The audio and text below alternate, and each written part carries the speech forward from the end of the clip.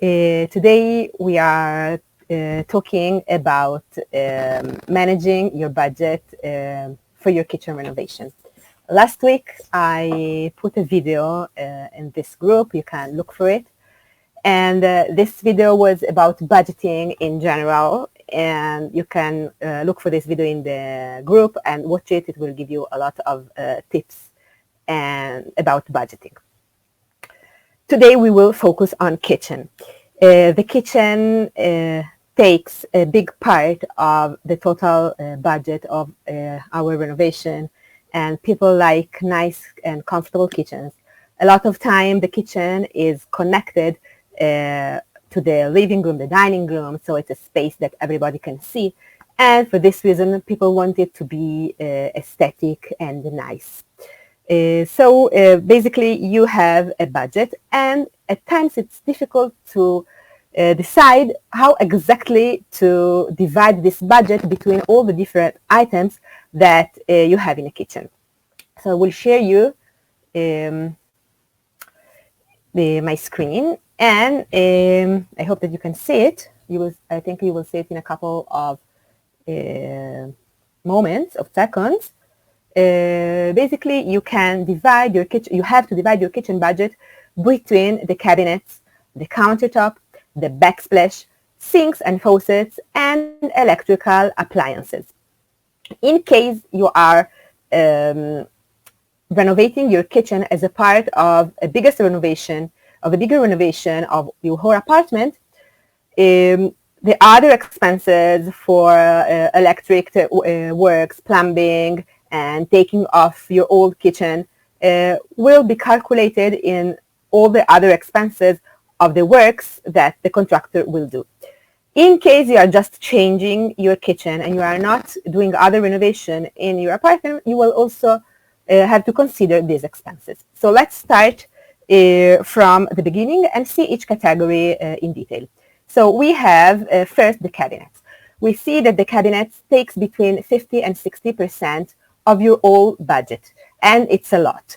You can see here that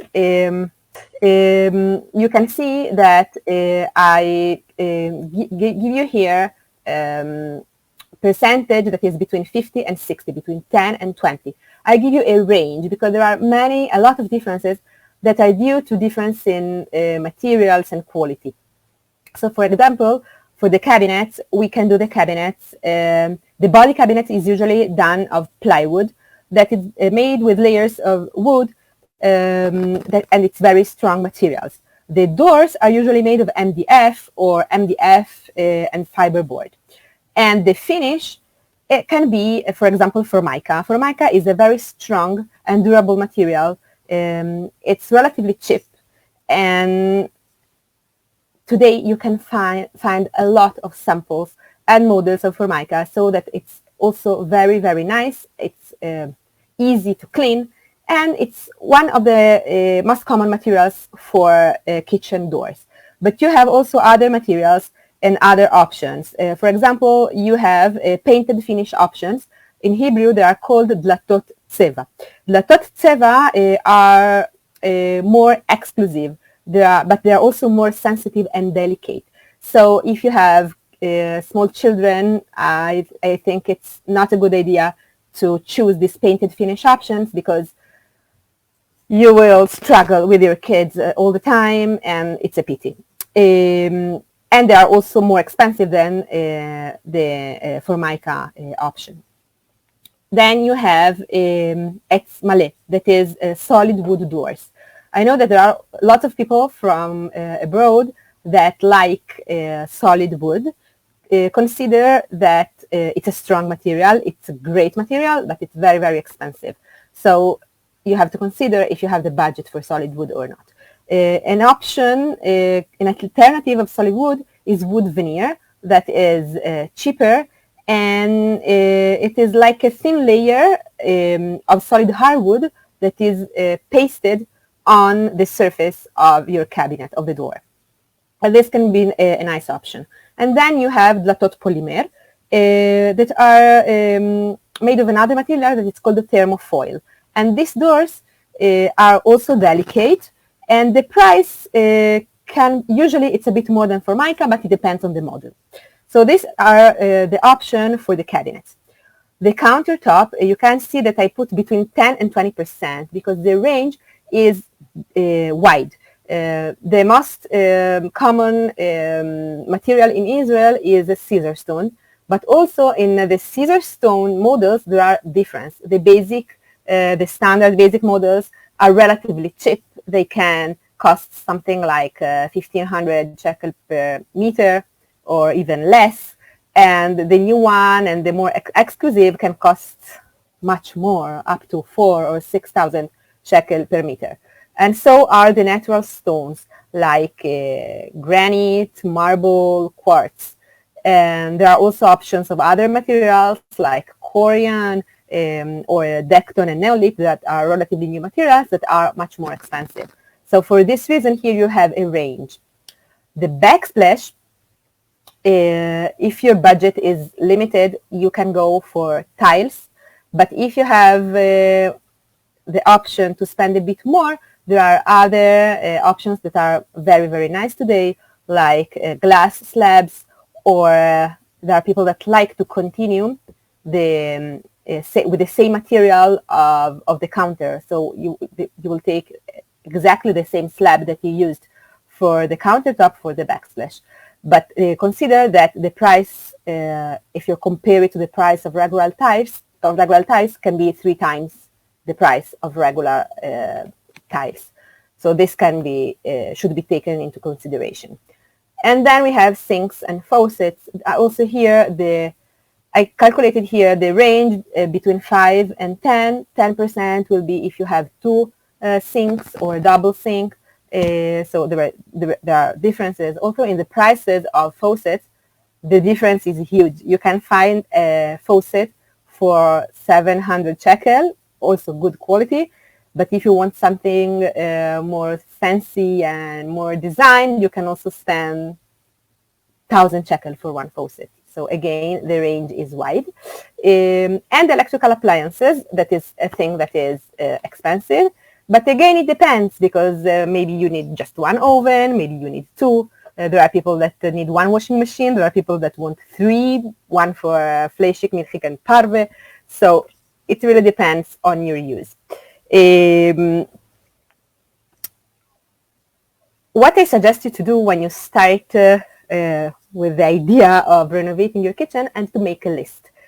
So make a list and write all your requirements and your dreams for the new kitchen. The second thing to do is to take this spreadsheet that I'm giving you as a present, and you can download it here. I am putting here the internet address, the link. So you can download this spreadsheet at this link. And you have, it's very simple. You write here the total budget for your kitchen. So for example, let's say that you have 85,000 shekel, and you will automatically see here the ranges. So you know how much you can spend for the cabinets, the countertop, the backsplash, and so on. And you have the minimum and the maximum. And here below, I put you some prices of the other works that you will possibly need if you renovate your kitchen and you just renovate your kitchen without renovating all the other parts of the apartment. So you have the electric works, plumbing, taking off your old kitchen and changing the floor, and you can have an idea of how much these things can cost. After you make this list, the list of the things that you want, you take this spreadsheet and you write your budget here, and you start looking for prices. You can look for prices, the things that you already know, even before you can start the design of the kitchen. You can look for prices of ovens, of dishwasher, of sinks, of faucets, of refrigerators. And so you can check and see if you are inside your budget or you are exceeding. So this is the first thing to do. After that, it depends. If you are working with an architect or with a designer, they will help you with the design and also with the budget. And if not, you will probably work with a kitchen company and they will help you with the design of the kitchen. Once you have the design, you will check if you are inside the prices of this spreadsheet or you are exceeding. In case you are exceeding, no panic because you still didn't nothing. And if you are just in the beginning. So you can arrange and make some small changes in order to stay in your budget. So for example, we have seen before that there are different finishing for the doors. So if you choose, for example, wood veneer, you can go for formica that is cheaper and choose a formica that is similar to wood.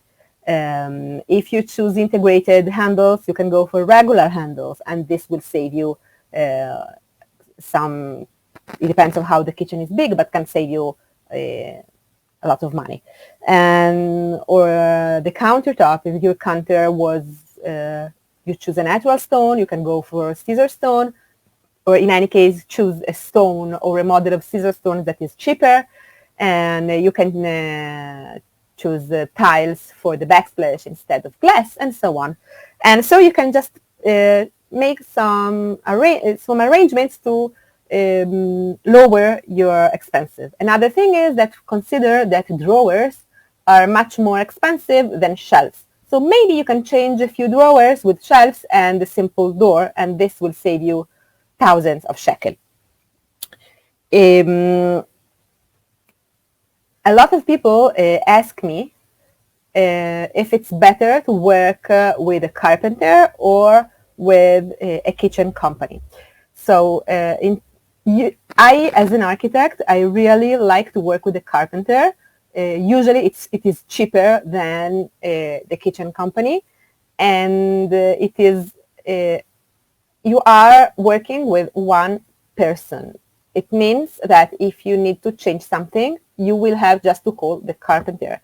The carpenter is the one who comes to your apartment, take the measurements, is the one who built the kitchen, and is the one who come and build and install the kitchen in your apartment.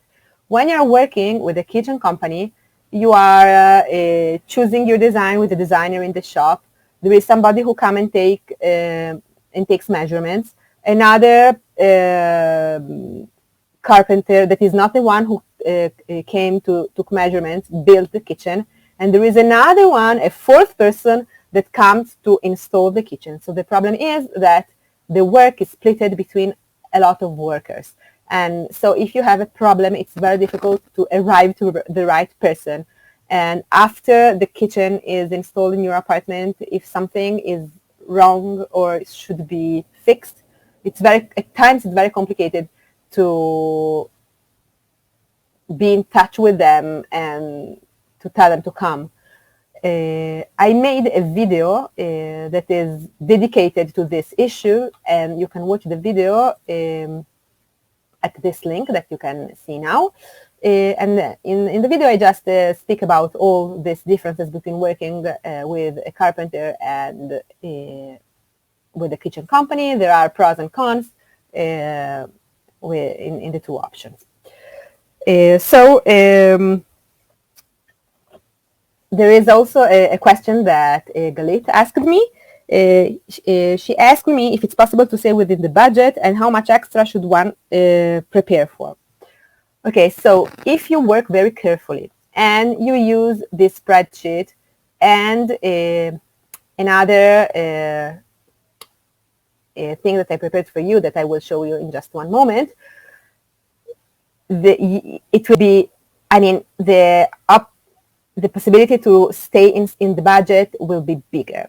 At times, there are surprises during the works. There are things that you didn't expect it to be. Maybe a pipe is not in good condition. You need to change it, and you didn't know that before, and so on. So in every renovation, not only in the kitchen, I suggest to leave between 10 and 20% for extras, because things can happen. Also nice things, not just bad surprises. For example, you fall in love with a very, very nice countertop, and you want that material for the countertop, even if it's not, even if it exceeds your budget.